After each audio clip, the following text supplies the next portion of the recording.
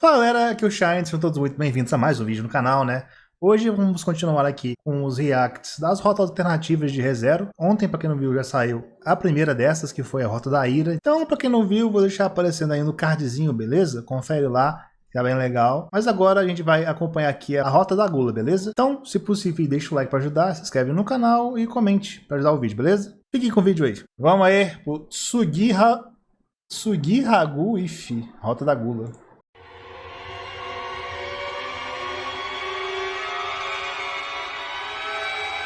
Começamos a ver como. Bacana esse início, hein? Muito legal. Antes de começar o vídeo, eu quero dizer que esse vídeo tá lotado de spoilers. Eu ia minimizar alguns, mas decidi que vou deixar todos. Essa rota é praticamente impossível de reduzir os spoilers. Então, se você é curioso, vem comigo. A obra de ReZero, além da Vou tomar spoiler pra caralho pelo visto, né? história original, possui histórias alternativas, que contam o que aconteceria se o Subaru tomasse escolhas diferentes. Cada história alternativa é criada com base a Rota da Gula. Obviamente, antes de começar a história, eu preciso dar uma base pra vocês, porque como o arco 6 é um arco bem avançado em relação ao anime, eu preciso explicar como tudo chegou a esse ponto. Basicamente, depois do arco 5, em que toda aquela rapaziada luta com os bispos, o Subaru, a Anastácia, a Emília, a Han, a Ren, a Beatrice e o Julius, eles vão pro leste de Lugúnica. O destino deles era a Torre das Pleiades, dentro das vastas dunas de areia de Algria. Eles tinham que chegar na Torre das Pleiades para resolver um monte de problemas que foram causados no arco 5, como o braço preto do Subaru, o Julius com o nome comido e a Anastácia possuída. Fora a Ren, que também tava em coma, né? Então seria uma puta ajuda ir pra lá. E antes deles conseguirem chegar lá, eles tiveram que enfrentar um monte de obstáculos e um deles... Essa morte aí eu já sabia. Era a tempestade de areia. Só que essa tempestade de areia não era uma tempestade comum.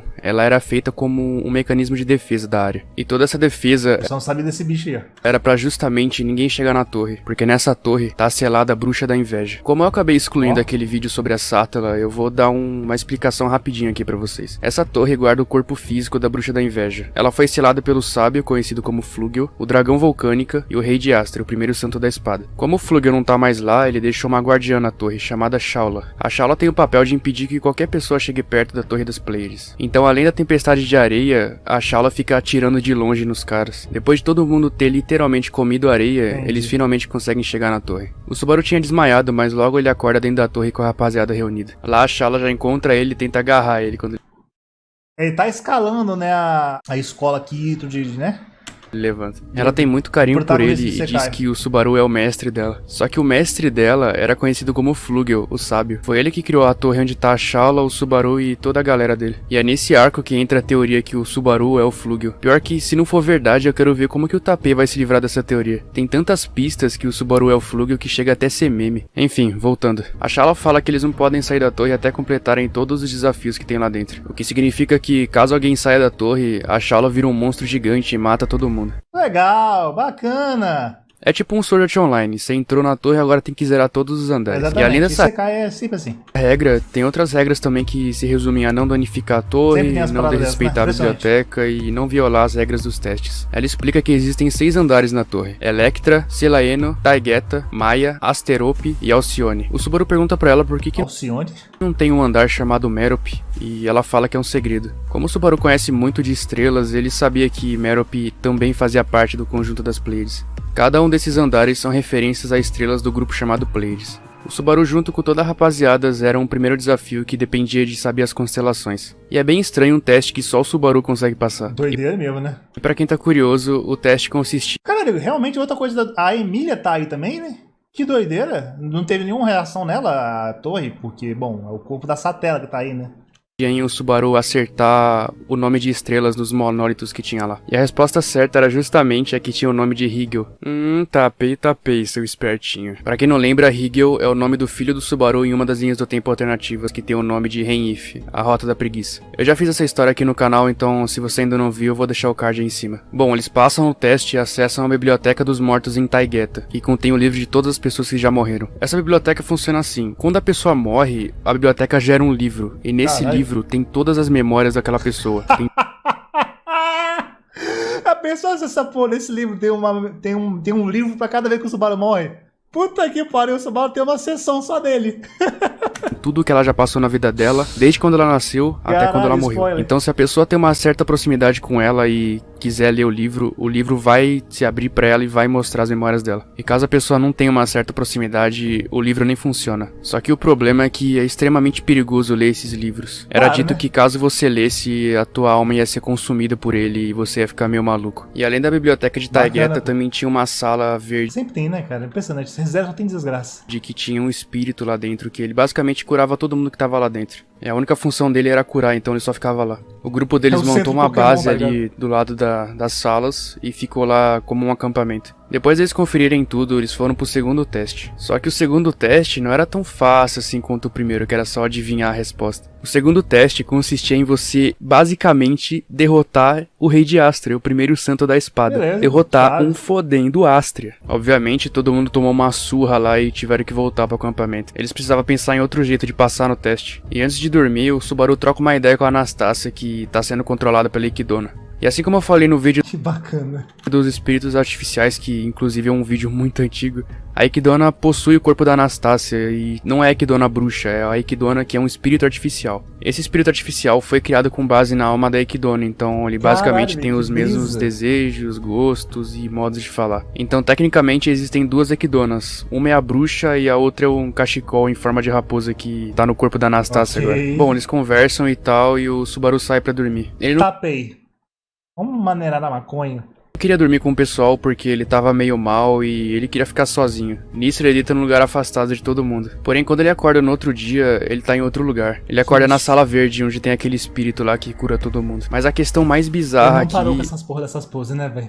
É que o Subaru acordou sem memória nenhuma. Ele não tem memória nenhuma de lá. Nem das pessoas, nem dos eventos, nem do lugar que ele tava. Caralho. É como se ele tivesse sido invocado pra Torre do Nada, igual no episódio 1, no meio da rua. E basicamente, a última lembrança que ele tem é da loja de conveniência. Bem-vindos ao plot mais esquisito de ReZero. Nisso acontece uma série de eventos. O Subaru conta que ele não é daquele mundo e falam que ele é além da cascata. Ele tenta fugir da torre e é morto 2 vezes empurrado da escada. Enfim, só dá bosta pra ele. E vocês têm que lembrar que ele não tem memória, então ele tá, tipo, muito aterrorizado. Nesse intervalo entre os loops, ele testa em contar ou não contar sobre a amnésia, só pra ver como os eventos vão se desenrolar. Ele também descobre que o retorno através da morte é uma habilidade e até ele chama de visão do futuro, que é basicamente a mesma coisa. A Sata, ela também aparece algumas vezes e tem até o momento que a Patrache brilha outra vez. Nossa, como eu adoro aquele dragão terrestre, velho. Tem também a morte da Meili pelas mãos do Subaru, que foi sem querer, que inclusive é isso a ponta do if, então eu vou ter que explicar pra vocês também. Teve um loop que o Subaru, ele chamou a Meili pra conversar com ele sobre a noite anterior, porque ele não lembrava de nada e ela lembrava de bastante coisa dele. E aí nisso que eles sentam pra conversar um com o outro, o Subaru perde a consciência por alguns segundos. Quando ele acorda de novo, a Meili tava morta no chão, estrangulada. E ele fica em choque porque ele não tinha feito aquilo. Ele nunca ia matar alguém assim do nada. E ele reparou que foi ele mesmo porque o pescoço dela tava sujo com manchas pretas que tinha no braço dele também. E o braço dele tava todo machucado de alguém tentou impedir que fosse enforcado. Então basicamente foi ele mesmo que matou a Meili enforcada no chão. Aí tem todo o medo dele de descobrirem o corpo dela, aí ele esconde o corpo, aí ele mete o louco pra todo mundo, porque ele tava com muito medo. E aí a Beatrice acha o livro dos mortos da Meili na parede lá da estante. Aí o Subaru convence todo mundo a ler o livro pra ver o que aconteceu com ela. Aí nisso a gente tem o primeiro contato com o que acontece quando a pessoa lê o livro. E basicamente o Subaru viu a vida inteira da Meili desde o início até o final e viu que era outro Subaru que tava matando ela naquele momento, não era ele de verdade. Inclusive gera desconfiança que ele acha que o Subaru que matou ela é o Subaru com memórias, então, tipo, fica um mistério no ar. Depois que ele lê o livro, a Meili basicamente fica na cabeça dele, tipo, ela aparece assim do nada do lado dele. Aí, tipo, fica conversando com ele, fala o que ele tem que fazer. Tipo, mesmo que a pessoa tenha morrido. Tipo que acabou de acontecer na outra rota com a Ren, quer dizer.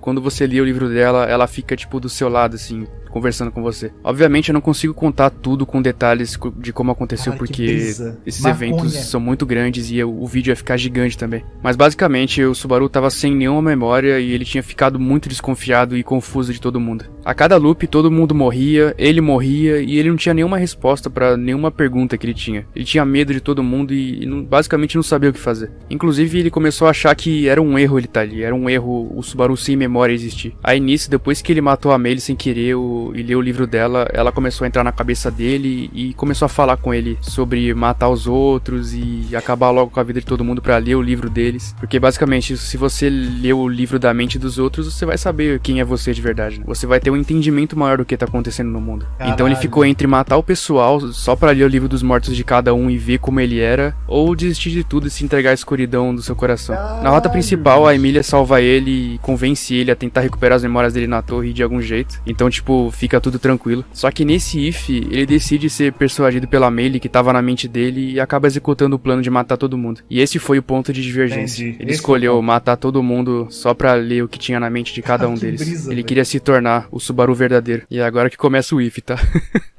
remendando, preenchendo cores, remendando.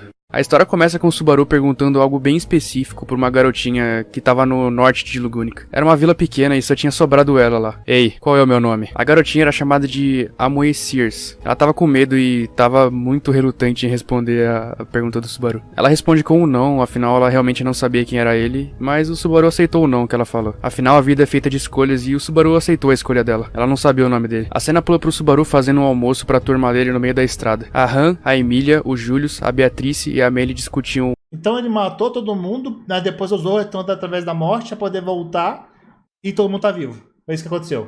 Com muita alegria do que eles gostavam mais. Se era batata cozida no vapor ou se era maionese. Depois de um certo tempo conversando, o Subaru recebe a Shaula correndo atrás dele. Depois que ele vê ela chegando, a presença de todos aqueles amigos dele antigos acaba desaparecendo. Eles não estavam ali de verdade, só estavam na cabeça dele.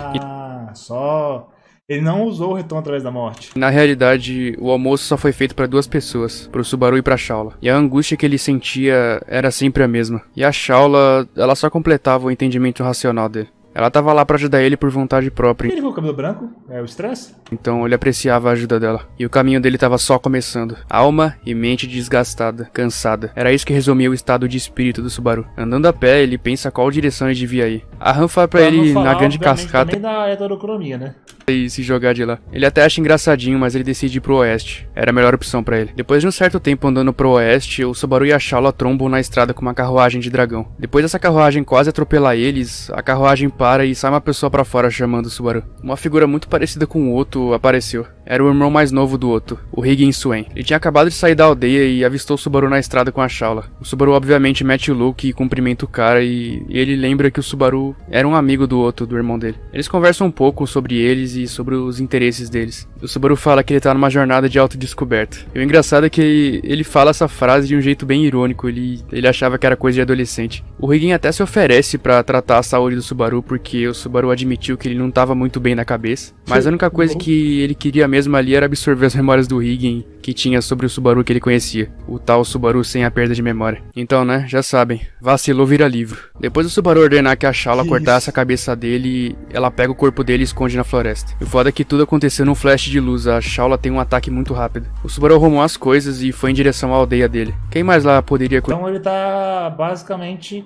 querendo mais conhecimento de tudo das pessoas. Ele mata as pessoas e pra poder ver a vida delas, é isso. Conheceu o Subaru original. Ele ia descobrir. O Subaru volta à realidade depois de ler o livro do Higgins. Mesmo depois de já ter lido 23 livros, ele nunca se acostumou com a sensação ruim. A Shaula pergunta se ele tá bem e ele fala que sim. E nisso ele pede o próximo livro. O Subaru tinha uma lista de todas as pessoas que conheciam ele, e ele ia recuperar todos os fragmentos de cada um deles. A memória do Higgins foi meio decepcionante pra ele porque o Higgins não conhecia muito bem o Subaru assim que nem o outro. Mas mesmo assim foi bem útil pra ele. Depois de um tempo procurando os livros, o Higgins começa a conversar com o Subaru na mente dele. O Higgins torce pro Subaru recuperar todas as memórias, e o Subaru aprecia isso. O Subaru fala com a Emília sobre o que ele vai fazer depois de recuperar todas as memórias. Ele revela que vai voltar no tempo quando recuperar todas as memórias pra finalmente se tornar aquele Subaru que não tinha amnésia. Ele fala que poderia se transformar no seu eu antigo e... Mas aí, o retorno através da morte não tá salvando de novo? Eu não vai voltar nem porra nenhuma, não? E voltar a viver normalmente com eles na outra vida. O assassinato se torna um hábito. Essa é uma frase famosa que o detetive Hercule Poirot deixou pro mundo. Não se trata de alguém que mata por gostar, mas mata pra resolver os problemas. E é basicamente o que o Subaru mais faz nessa rota. Matar pra resolver os problemas dele. Ele precisava terminar aquilo. Ele precisava trazer de volta aquele Subaru que todo mundo amava. Ele precisava trazer de volta aquele Subaru que salvou todo mundo.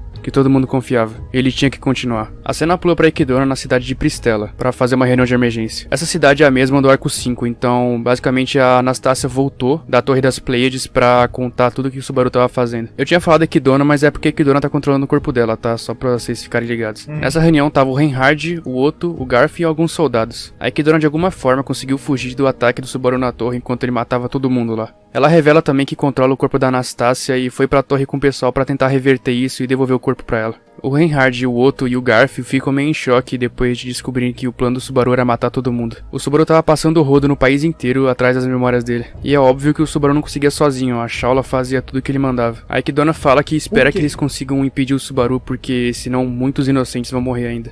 E depois disso eles se separam.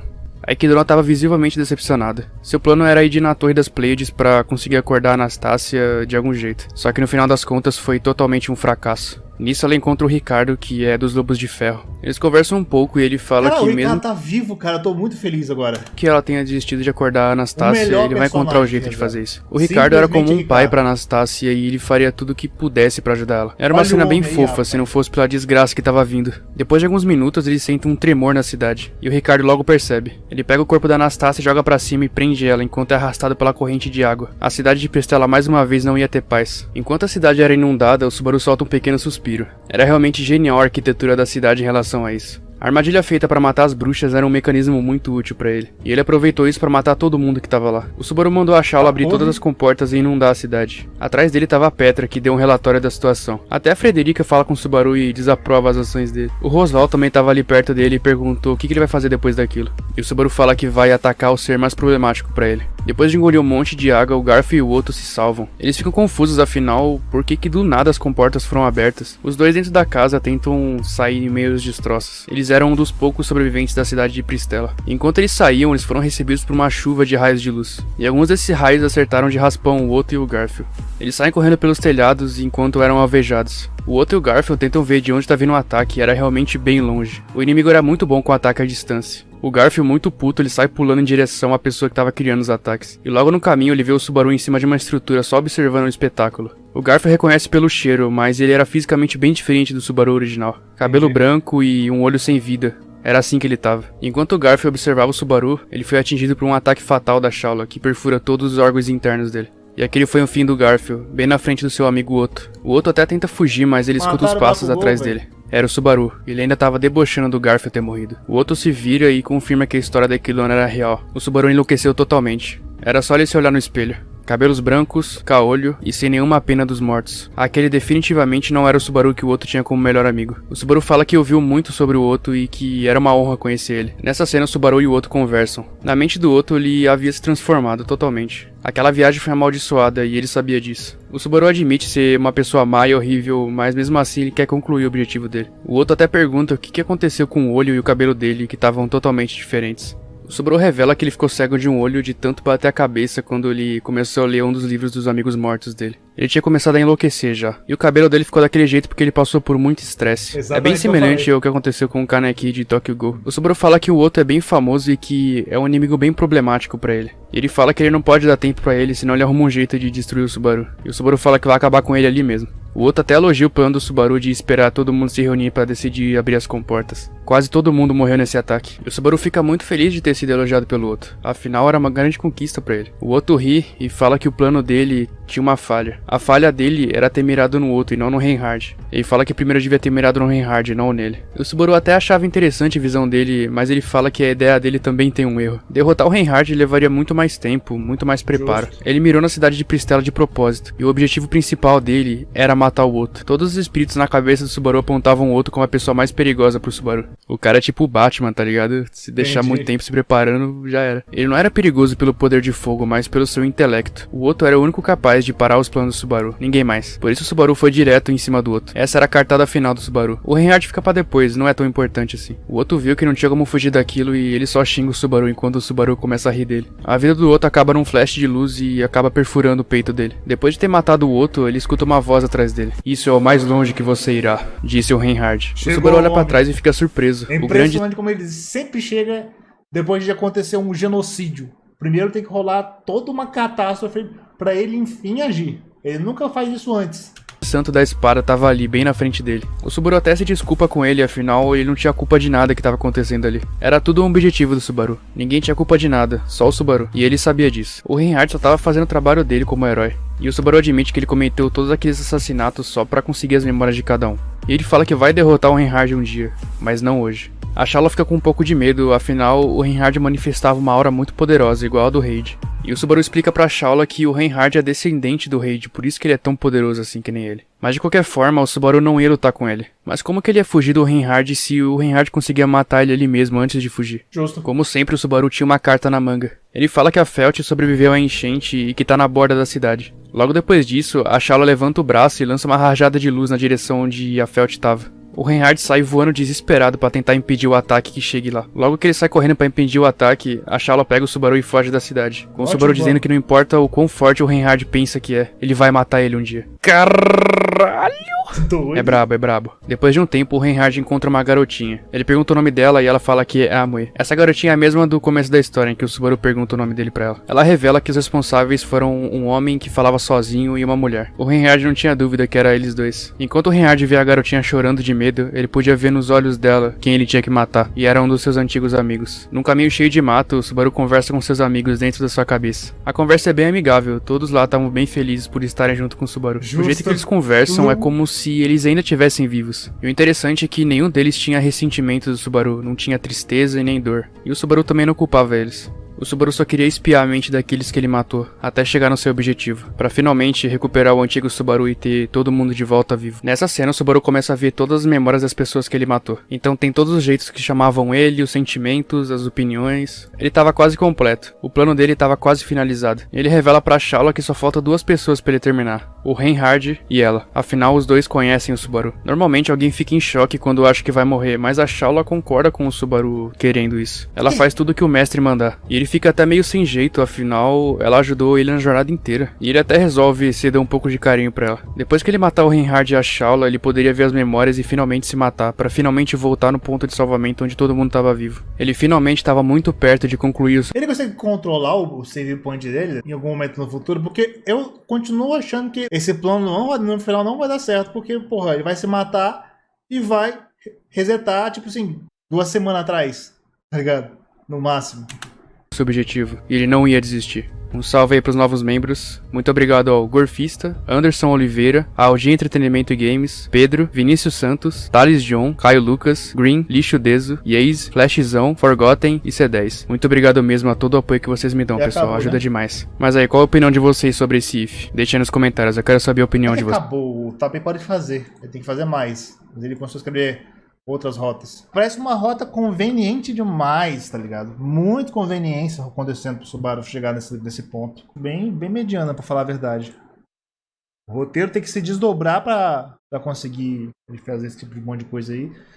Ele continua nessa tese que ele vai voltar pra porra da torre quando tá todo mundo vivo ainda. Mas, cara, por que ele não ia salvar de novo depois de um tempo? Tipo, não faz sentido. Simplesmente não faz sentido. Essa rota ela é confusa e conveniente demais. Seria muito mais legal se no final de tudo isso ele se fuder e eu tá correto aqui no falar que quando ele se matasse, ele não voltasse pro ponto que ele tava achando que ele ia voltar e voltasse só tempos atrás, sei lá, antes do Reinhardt ter morrido, por exemplo. Se ele conseguia matar o Reinhardt nessa rota. Enfim, a rota da Gula é mediana. Parabéns. Muito bom, nota 4.